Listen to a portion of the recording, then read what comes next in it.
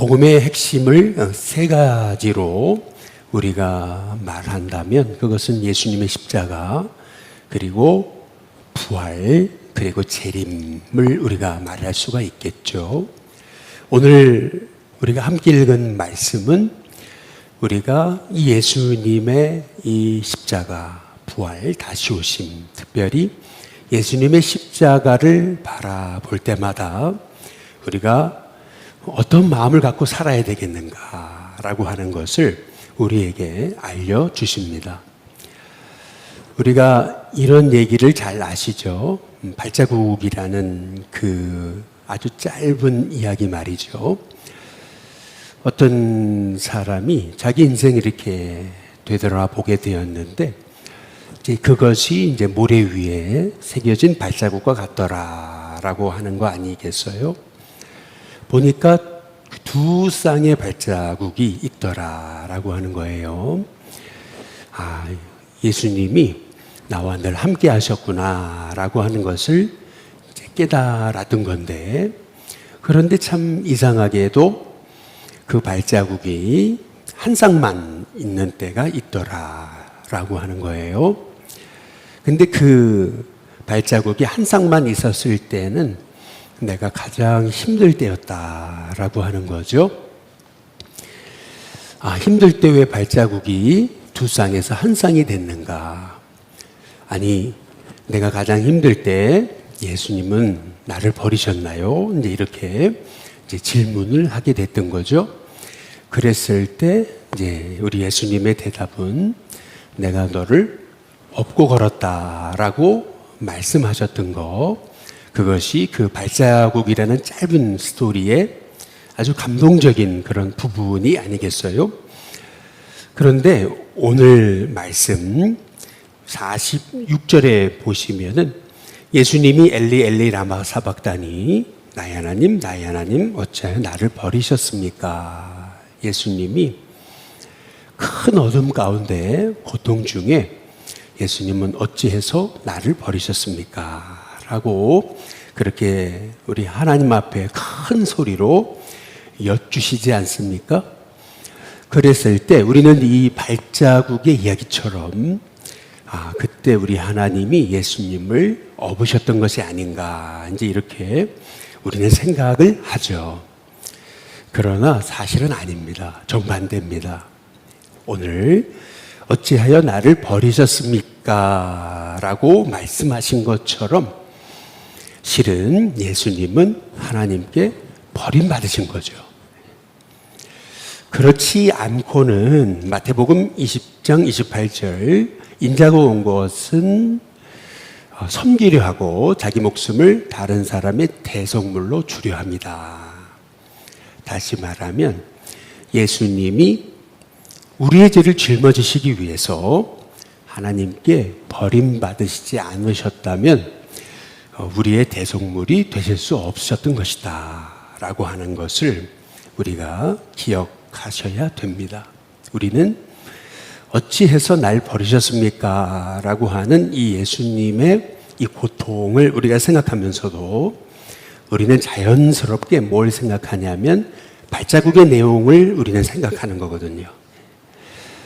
평소에는 두 쌍이 함께 걷다가 정말 힘들 때는 한 쌍의 발자국, 다시 말하면 내가 업어 걸었다, 너를 업었다 라고 말씀하신 것처럼 예수님도 십자가 위에서 어찌하여 날 버리셨습니까? 라고 말씀하셨을 때 하나님이 예수님을 꼭 업고 걸으신 것처럼 우리가 생각하실지 모르지만 사실은 오늘 이 말씀, 이 46절의 말씀, 이 말씀 그대로입니다. 문자 그대로.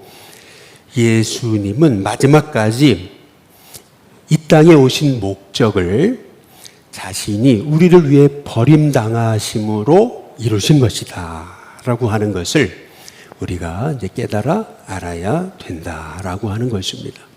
그러니까 그토록 죄라고 하는 것이 얼마나 하나님과 우리 사이를 갈라놓았나. 이 죄라고 하는 것은 다른 말로 말하면 하나님을 향하여 등지는 거거든요. 하나님과 나 사이가 완전히 끊어진 그 관계, 그것이 다름 아닌 죄로 말미암는 것이죠.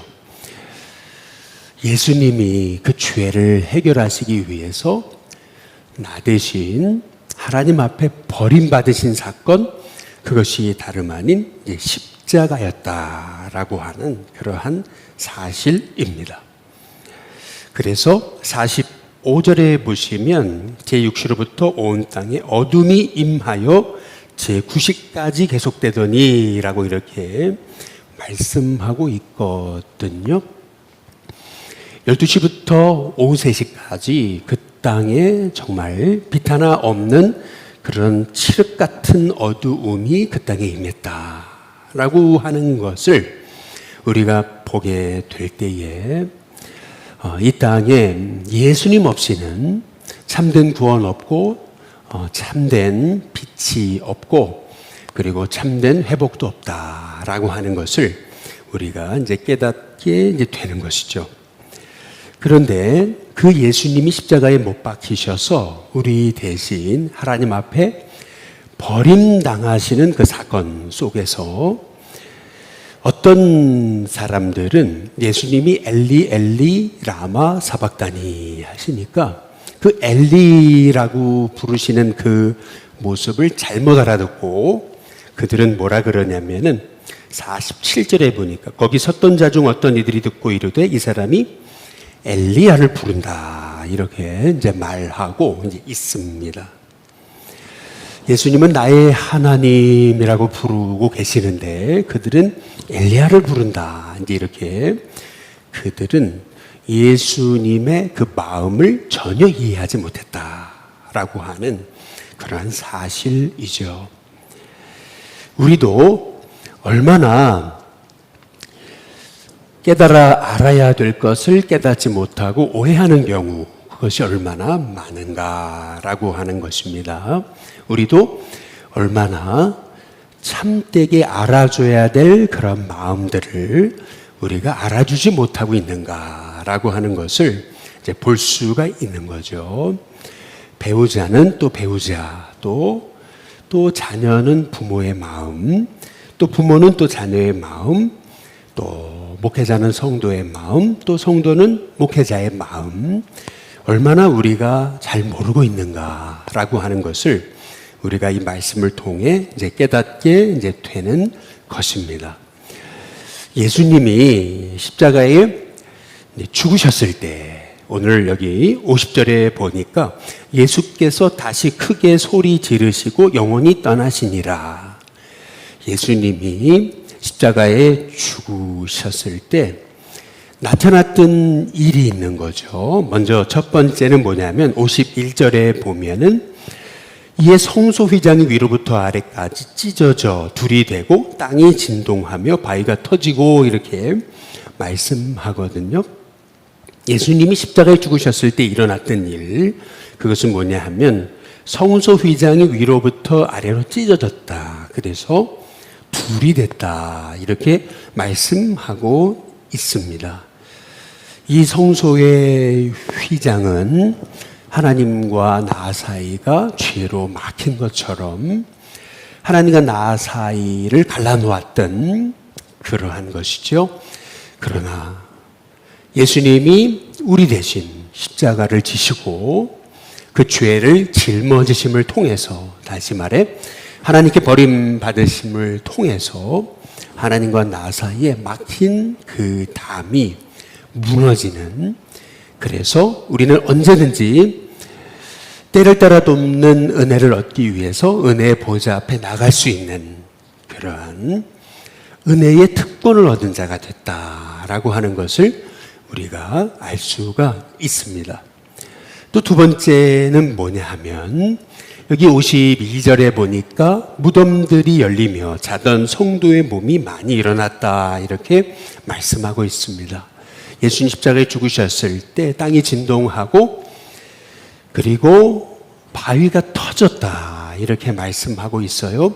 얼마나 자연적인 그러한 이상현상이 일어났는지, 지진이 일어나고 그리고 바위가 터지고 그러면서 무덤이 열리는, 그래서 성도의 몸이 많이 일어나는 그러한 역사가 이제 일어났다라고 말씀하고 있는 것이죠. 오늘 이 말씀을 통해서 우리는 예수님의 죽으심은 끝이 아니다라고 하는 것을 우리가 살펴볼 수가 있는 거죠. 예수님의 죽으심은 끝이 아니고 부활의 시작이다라고 하는 것을 우리가 깨닫게 이제 되는 것입니다.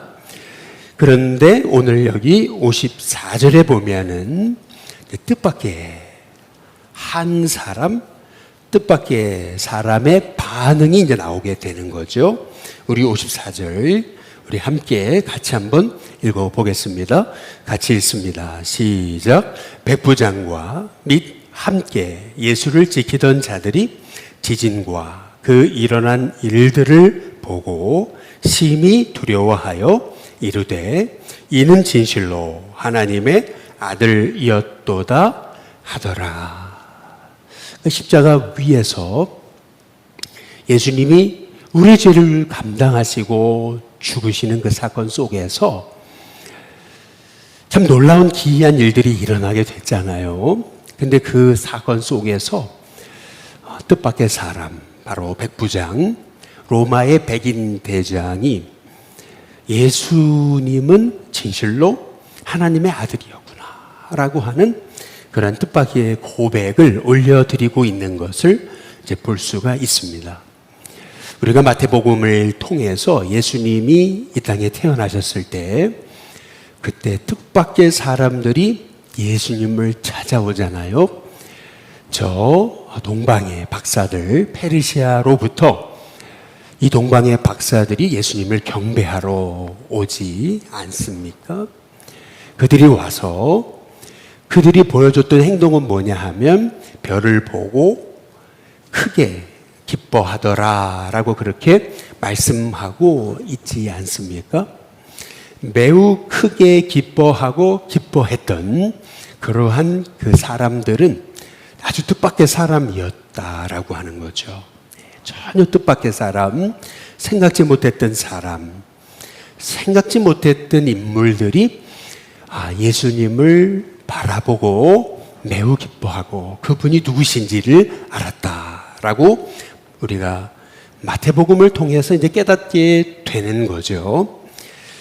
마찬가지로 예수님께서 산에서 내려오셔서 예수님이 병자를 고치실 때도 아주 뜻밖의 인물이 예수님을 찾아와 가지고 예수님이 누구신지를 고백하는 장면이 나오게 되는 것을 이제 볼 수가 있습니다.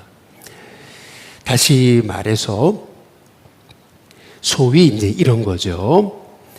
한 하인이 중풍병에 걸려서 그래서 그가 병들었을 때 백부장이 나와서 그렇게 예수님께 간청하잖아요. 말씀만 하셔도 이 내 하인이 나을 줄 믿습니다. 그렇게 고백을 하잖아요. 그때 예수님이 이제 이렇게 말씀하시지 않습니까? 내 믿은 대로 될지어다 라고 말씀을 하세요. 이제 그때 성경은 그 즉시 하인이 나았다라고 이렇게 말씀하고 이제 있는 것이죠. 다시 말해서 뜻밖의 사람이 예수님이 누구신지, 뜻밖의 사람이 예수님께 나와서 예수님이 누구신지를 고백하는 그러한 장면을 우리가 볼 수 있지 않습니까?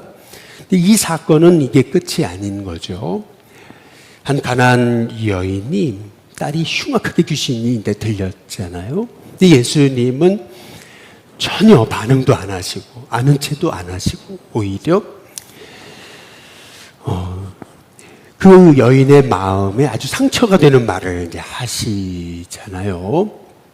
그런데도 그 여인은 부스러기 은혜라도 달라고 그렇게 이제 고백을 하잖아요. 그랬을 때 예수님이 이제 뭐라고 말씀하십니까? 내 믿음이 크도다. 이제 이렇게 말씀을 하시거든요. 그 내 믿음이 크도다 라고 하신 말씀, 그 크다라고 하는 말씀은 네 믿음은 지금까지 살펴볼 수 없었던 메가톤급의 믿음이다 라고 하시는 이제 그러한 말씀인 거거든요. 성경은 그때로부터 딸이 나았다라고 그렇게 말씀하고 있습니다. 마찬가지로 예수님의 십자가 위에서 예수님이 누구신지를 알아보았던 사람은 전혀 뜻밖의 사람이더라 라고 하는 거예요. 그 사람이 누구였는가? 다름 아닌 예수님의 십자가를 가장 가까이서 지켜봤던 백부장이었다라고 하는 것을 성경은 우리에게 말씀하고 계신다라고 하는 그런 말씀입니다. 빌라도의 보고서가 터키 땅의 성 소피아 사원에 있죠. 그런데 이 빌라도는 예수님 십자가를 지실 당시 가장 가까이서 예수님을 신문했던 그런 인물이 아니겠어요? 가장 가까이서 예수님을 지켜본 후에 그가 남겼던 말이 있잖아요. 로마 사람들은 자고로 기록을 남기는 것을 아주 좋아했다라고 그렇게 말하지 않습니까? 그래서 이 로마의 사건들, 이것들을 아주 상세히 이제 기록해 놨던 것이 로마인들의 그러한 모습이었던 거죠. 그래서 그 로마의 기록을 기록했던 많은 그 역사가들은 이런 얘기를 해요. 로마 당시에 한 노예가 반란을 일으켜가지고 그래서 로마 사회를 완전히 뒤집어 놓을 뻔했던 그런 사건이 하나 있거든요. 그게 무엇이냐면 스파르타쿠스의 난이에요. 소위 검투사라고 불리는 사람이 그 검투사들을 결합해서 그래서 로마를 뒤집을 정도로 그 몇 명 안 됐던 세력이 무려 7만 명 이상의 세력으로 불어나요. 그래서 로마를 뒤집을 것 같이 그렇게 그들은 엄청난 세력으로 성장하거든요. 그래서 로마가 완전히 뒤집어집니다. 완전히 로마의 군단을 보내도 이길 수 없었고 또 2개의 군단을 보낼 수도 없었고 나중에는 로마의 4개 군단을 보내가지고 엄청난 군단을 투입해서 겨우 그들을 진압을 하죠. 그런데 그럼에도 불구하고 그 역사의 기록은 거의 남아있지 않습니다. 그 이유는 뭐냐 하면은 로마인들은 그것이 너무 치욕적인 사건이었던 거죠. 그래서 그거를 남기질 않았어요. 기록을. 그래서 기록이 아주 몇 개 정도 남아있을 정도라고 하는 사실인 거죠. 폼페이에 가보시면 그때 일어났던 사건을 벽화에 남겨져 있을 정도로 그것이 엄청난 사건이었는데도 로마인들은 기록을 하지 않았던 거죠.